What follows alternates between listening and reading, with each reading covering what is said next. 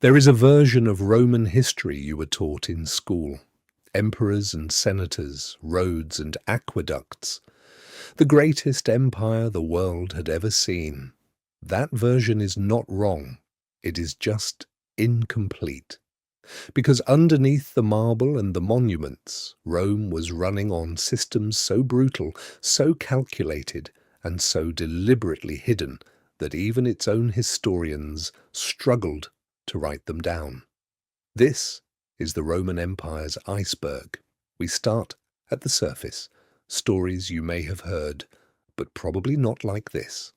By the time we reach the bottom, you will understand why Rome fell, and why part of it never really went away. Let's begin.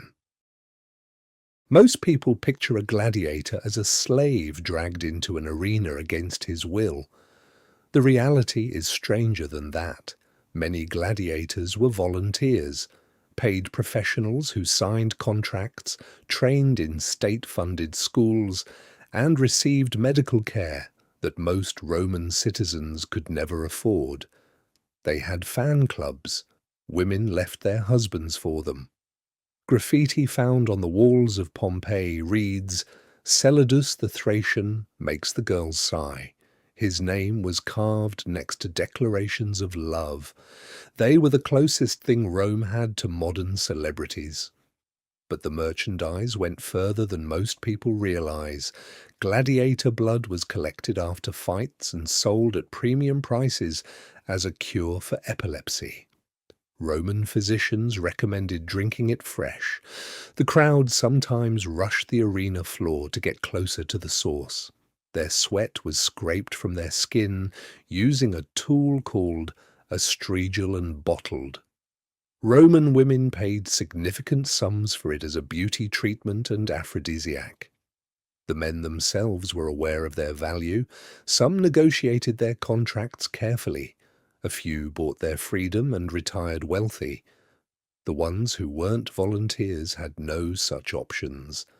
But the image of every gladiator as a trembling slave forced into the sand, that is a myth Rome's later critics invented. The truth is more uncomfortable. Rome built an industry around spectacle, and people lined up to be part of it. Caligula made his horse a consul. He declared war on the ocean, marched his legions to the English Channel, and ordered them to collect seashells as spoils of war against Neptune. He appeared in public dressed as various gods. He charged senators admission to kiss his feet. For centuries, historians called him insane. The clinical diagnosis came later and stuck, but a growing number of scholars now read these acts differently. The horse wasn't madness. It was a message. By naming Incitatus to the consulship, Rome's highest political office, Caligula was telling the Senate directly, "You are so worthless that a horse could do your job." It was public humiliation on an imperial scale. The seashell incident was likely a staged act of mockery aimed at a mutinous general. The soldiers who collected shells were being reminded, in front of everyone, that their rebellion had amounted to nothing. He understood power. He used theatre to exercise it. What the historical record shows is an emperor who systematically humiliated Rome's aristocracy, the same class that would eventually have him killed. He lasted 4 years. He was assassinated in a corridor by members of his own guard, who immediately burned the written records of his reign. That last detail matters. The people who wrote most of what we know about Caligula were the same people who wanted him dead, or their descendants. Read those sources again with that in mind. In 64 AD, Rome burned for 6 days. Nero fiddled while it happened. He watched from his palace and played his lyre as the city turned to ash. Except fiddles wouldn't be invented for another 1,000 years. And Nero was 35 miles away when the fire started. When he received word, he returned immediately and opened his private gardens and palace as emergency shelter for the displaced population. He organized food distribution at his own cost. He oversaw a complete reconstruction of the city with wider streets and fire-resistant building codes. The account that he played music and watched comes from Tacitus, writing 50 years after the fire, drawing on sources that hated Nero during a period when it was politically useful to make him a monster. Nobody knows who started the Great Fire. Nero blamed the Christians, a small, deeply unpopular sect at the time, and had hundreds executed. This is the documented atrocity of his fire response, and it was real. But the fiddle story is not. Rome is full of these reversals, stories so repeated, so useful to someone, that they hardened into fact centuries before anyone thought to question them. That is what makes this iceberg worth descending. Because the deeper you go, the more you realize Rome didn't just shape Western civilization. It also taught us how to write history in ways that served the powerful. And some of those lessons never left. The surface stories have comfortable explanations. Caligula was a bad emperor. The fire was an accident. Gladiators were just entertainment. But start pulling at the threads underneath and something shifts. Rome wasn't just brutal in the way that all ancient civilizations were brutal. It was organized about it. In 54 AD, the Emperor Claudius died after eating mushrooms at dinner. His wife, Agrippina, was widely believed to have poisoned them. She had help. Her supplier was a woman named Locusta, a Gaul by origin captured and brought to Rome, who had developed a specialty that made her indispensable to the most powerful people in the empire. She was a professional poisoner, not a rumoured one, not a suspected one, a documented, state-employed, officially sanctioned poisoner. After Claudius died, Nero, Agrippina's son, used Locusta again, almost immediately. His stepbrother, Britannicus, was a threat to his rule. At a dinner party, in front of witnesses, Britannicus drank from a cup that had been tasted for poison and cleared as safe. Locusta had accounted for that. The poison was in the cold water used to cool the drink after tasting. Britannicus convulsed and died at the table. The guests were told he was having an epileptic episode. Nero watched and did not move. For this, Locusta received a full pardon for her prior crimes, an estate in the countryside, and something more remarkable, official students. Nero gave her pupils to train. She ran what amounted to a government-funded school for assassination by poison, operating openly in the Roman state for years. When Nero fell from power and took his own life in 68 AD, Locusta's protection evaporated. The new Emperor Galba had her executed, paraded through Rome first, then killed. Her students are not mentioned again in the historical record, which is not the same as saying they stopped working. When people think of Roman slavery, they picture household servants, personal attendants, a manageable, if deeply unjust, system. The numbers tell a different story. At the height of the empire, historians estimate that between 30 and 40% of the population of Italy was enslaved. Not the empire, Italy specifically. In the city of Rome itself, in some periods, enslaved people outnumbered free citizens. This was not incidental to Rome's prosperity. It was the engine of it. The aqueducts were built by enslaved labour, the roads, the forums, the monuments that tourists photograph today were constructed by people who owned nothing, including their own lives. The Colosseum took an estimated 100,000 workers to build. The majority were Jewish captives brought to Rome after the siege of Jerusalem in 70 AD, an event in which the historian Josephus, who was there, recorded over 1 million deaths and nearly 100,000 people taken prisoner. Those prisoners built the most famous arena in human history. The concrete they poured has lasted 2,000 years. There is no monument to them inside it.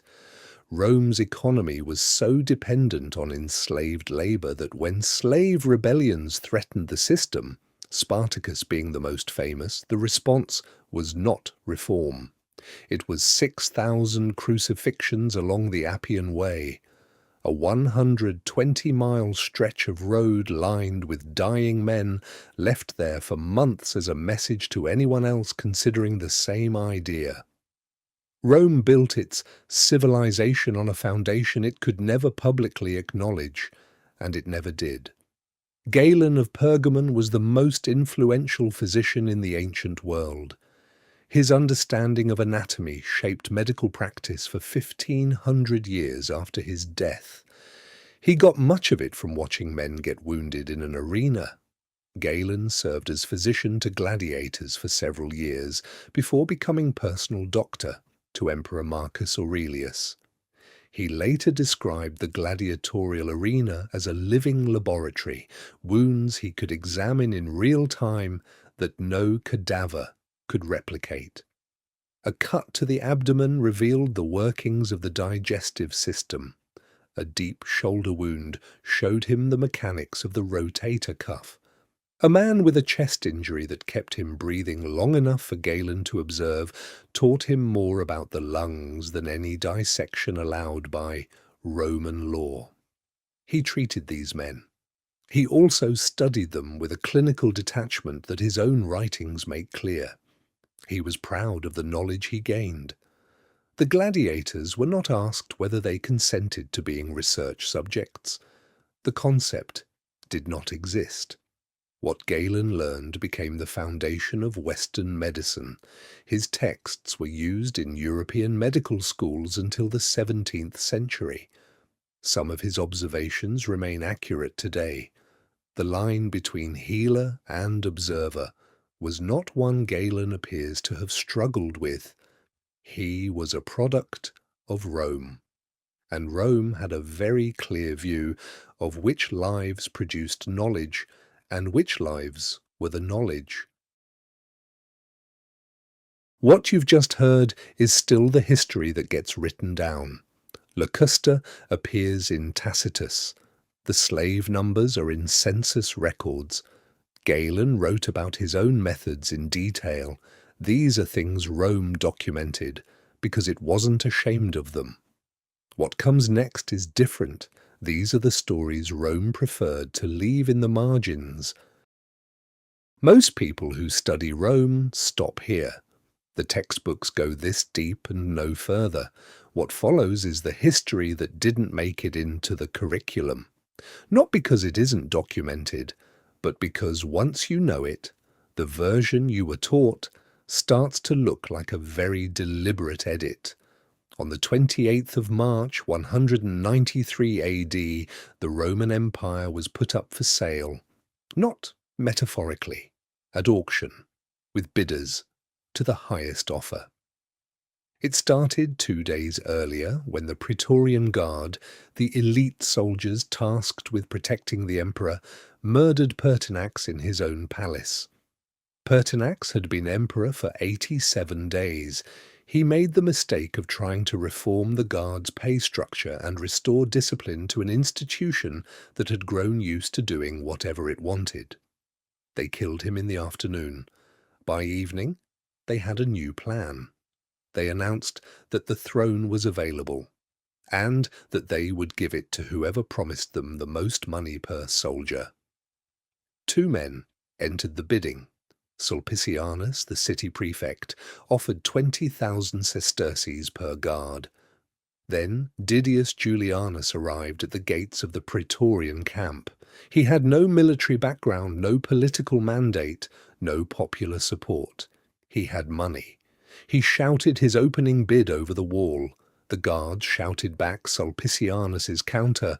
Julianus raised. Back and forth, over the actual physical wall of the camp in front of a gathering crowd of horrified Roman citizens. Julianus won at 25,000 sesterces per soldier. The Senate, under direct military threat, confirmed him as emperor that same night. The Roman people were furious. They threw things at him in the streets. They called on the armies in the provinces to intervene. 3 armies did. 66 days after buying the empire, Didius Julianus was declared a public enemy by the Senate, stripped of his title and executed in his bath by a soldier who reportedly had trouble finding him because the palace had been abandoned by all his servants. His last recorded words, according to Cassius Dio, were a question. But what evil have I done? Whom have I killed? The Praetorian Guard who sold him the throne immediately surrendered to the incoming army without a fight. They were pardoned. They would do this again. In 200 AD, the Emperor Septimius Severus issued an edict banning women from gladiatorial combat. Not because it was cruel, not because it was beneath Roman dignity, because the crowds liked them too much. Female gladiators, gladiatrices, are attested in stone carvings, in written accounts, and in the outrage of Roman moralists who found their popularity deeply troubling. They fought other women. Sometimes they fought dwarves, which the crowds apparently found hilarious. On at least one documented occasion they fought at night by torchlight, which drew some of the largest audiences in the arena's history. They had stage names. The 2 gladiatrices depicted on the famous Halicarnassus relief are named Amazon and Achillea. They are shown in fighting stances, weapons raised, caught in a moment of combat that a patron cared enough about to commission in stone. The Roman moralist Juvenal wrote about them, with a contempt that reads, between the lines, like genuine alarm. He described women training with weapons, sweating through armour, doing everything the male gladiators did, and drawing crowds that the male fights sometimes couldn't match. That was the problem, not the violence. Rome had no issue with violence. The issue was that women were outperforming men at the empire's most prestigious public spectacle. The edict didn't come from disgust. It came from embarrassment. The ban worked. Gladiatrices disappear from the record after 200 AD.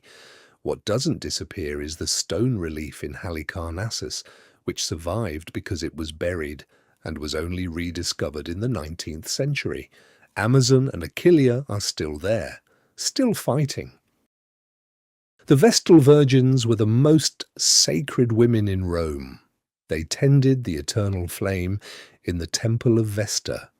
They oversaw Rome's most important religious rites. They had the legal right to free condemned prisoners by touching them. Emperors stood aside for them in the street. They were given everything Rome could offer a woman, in exchange for one thing. Their vow of chastity was absolute. A Vestal who broke it was not tried in an ordinary court. She was tried by the College of Pontiffs, Rome's highest religious body, in a proceeding with almost no recorded acquittals. The punishment was not execution. Execution would have meant spilling sacred blood, which Roman religious law forbade. The solution Rome arrived at was precise. The Vestal was dressed in funeral clothes. She was carried through the city in a closed litter, in silence, with no mourning permitted, to a small underground chamber near the Colline Gate. Inside, a bed, a lamp, a small amount of food and water, enough to make the point that Rome had not technically killed her. She descended the stairs. The entrance was sealed behind her. This happened at least 10 documented times, possibly more. The crowds watched the procession in silence. Roman writers describe the city falling completely quiet as the litter passed, not in protest, in reverence. This was considered the appropriate response to divine law being satisfied. One account, from Plutarch, describes a vestal named Cornelia, buried alive on the orders of Emperor Domitian, who stumbled on the stairs as she descended into the chamber. A guard reached out to help her. She recoiled. She would not let him touch her. Even then, even there, she would not give Domitian the satisfaction of the accusation appearing true. She descended alone. The entrance was sealed. The auction, the ban, the chamber, these are in the history books, footnoted, documented, available to anyone who looks. They just aren't the part of Rome that gets taught. What comes next is different again. These are the stories that Rome's own system tried to erase, not through neglect, through deliberate, documented, official erasure. And some of it almost worked. Everything up to this point has a paper trail: Senate records, historian accounts, stone carvings. Rome documented these things because the people in power either didn't think they were wrong or didn't think anyone would ever question them. What follows is different. These are the stories where Rome's own institutions actively worked to make sure you would never find out. One of them almost succeeded. Between the years 235 and 284 AD, the Roman Empire had 26 emperors. That is not a typo. 26 emperors in 49 years. Most of them lasted less than 2 years. Several lasted weeks. Almost all of them were killed by soldiers. Historians call this period the crisis of the 3rd century. It is taught, when it is taught at all, as a time of instability and external pressure, barbarian invasions, economic collapse, plague. All of that is true. What gets less attention is the mechanism. The Praetorian Guard, the same institution that auctioned the throne in 193 AD, had by this point become something Rome had no constitutional framework to deal with. They were kingmakers. An emperor who pleased them lived. An emperor who tried to reform them, reduce their pay, or simply failed to hold their loyalty long enough died. Maximinus Thrax, emperor from 235 to 238, was murdered by his own troops while he slept. His head was cut off and sent to Rome on a pike to announce the change in leadership. Philip the Arab lasted 5 years before being killed at the Battle of Verona by the man he had sent to suppress a rebellion, who decided that winning the battle meant he should be emperor instead. Gallienus was assassinated by his own officers while preparing a siege. They had invited a rival to take the throne before his body was cold. The pattern was not chaos. It was a system, a shadow government operating inside the official one, with the actual power to decide who ruled the empire that the Senate, the people, and the laws could do nothing to stop. Rome's response to 50 years of this was not structural reform. It was Diocletian who stabilized the empire in 284 by splitting it into 4 co-ruled sections, and essentially acknowledging that the centralized Roman state could no longer govern itself.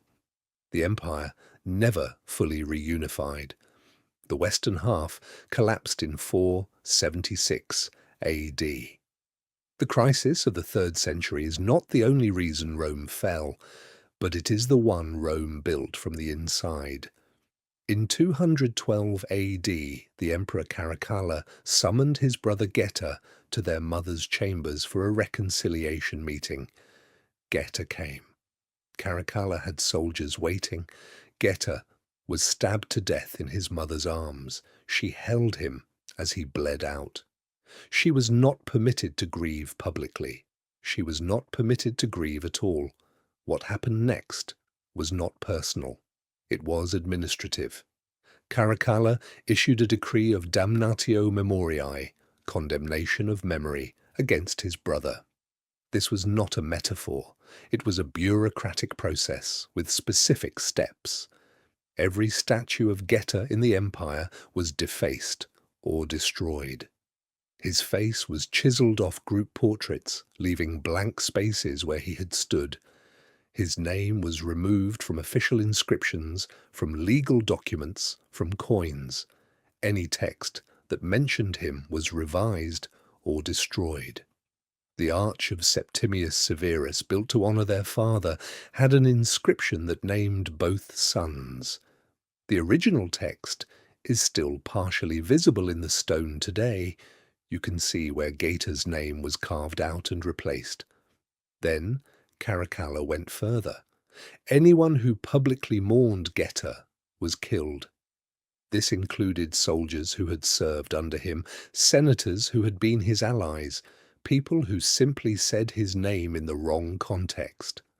The contemporary historian Cassius, who was alive during this period and had to be careful about what he wrote, estimated that approximately 20,000 people were executed in the purge following Geta's death. 20,000 people killed for the act of remembering someone.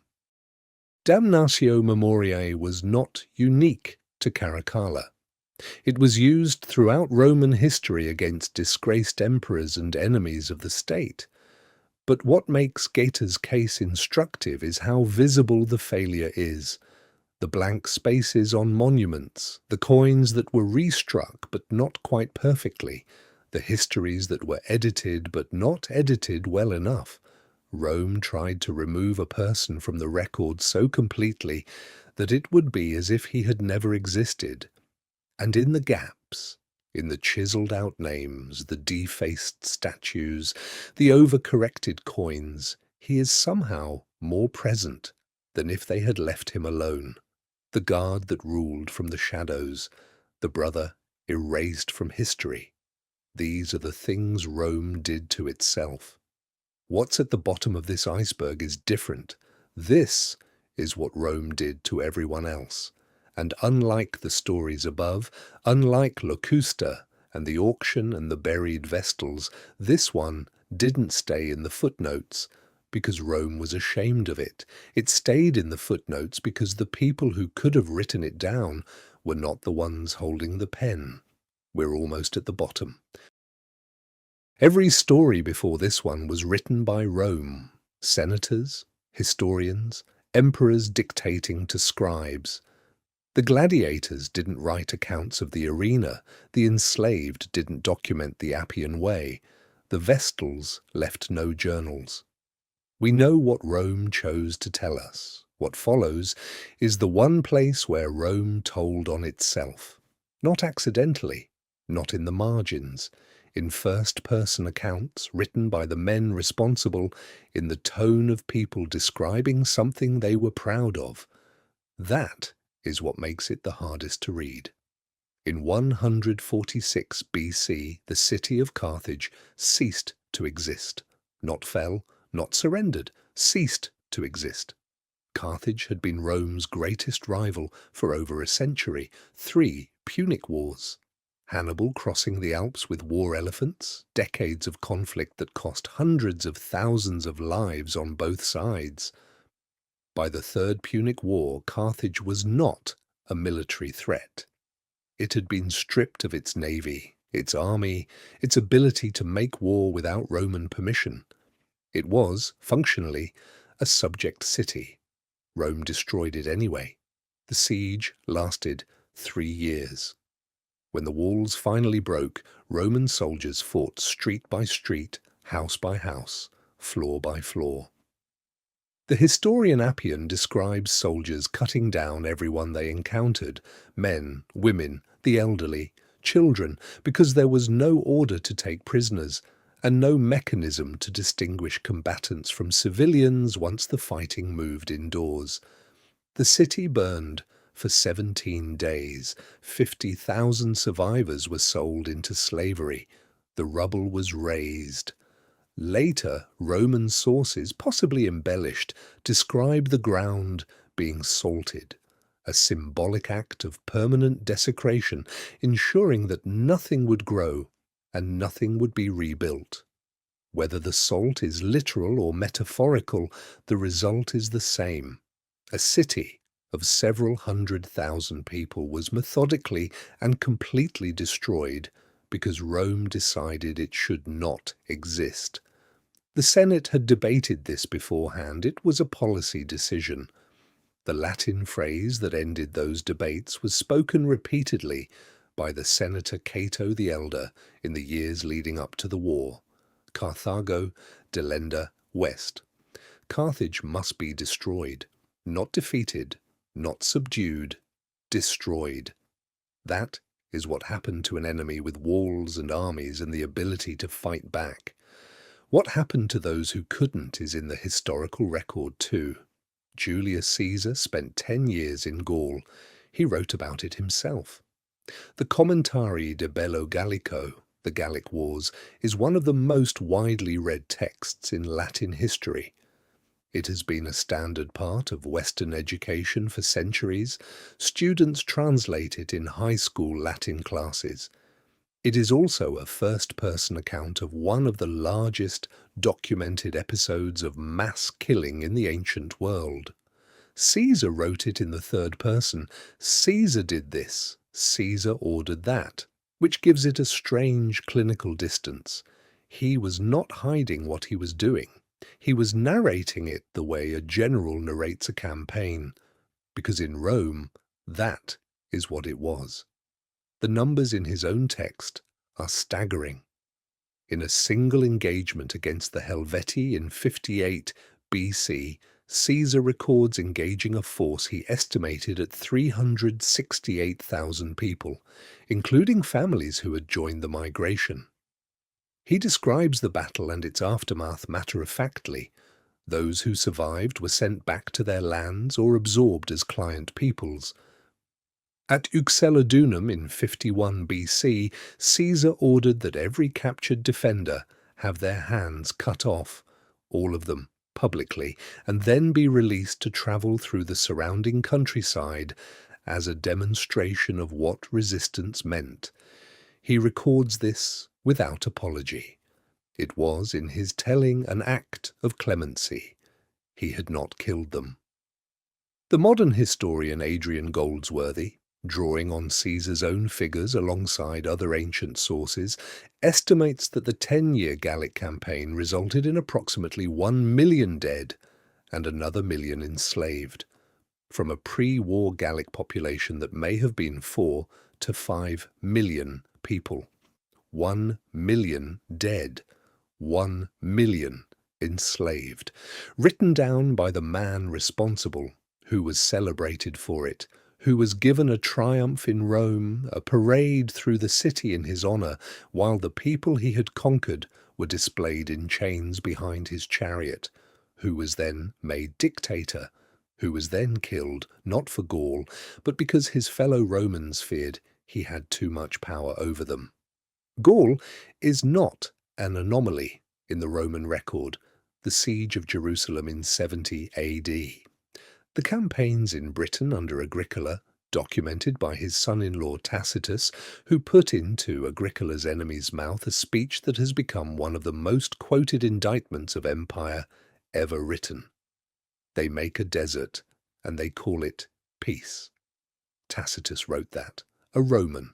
About Rome, he knew, they knew, this is what sits at the bottom of the Roman iceberg, not a secret, not a suppressed document.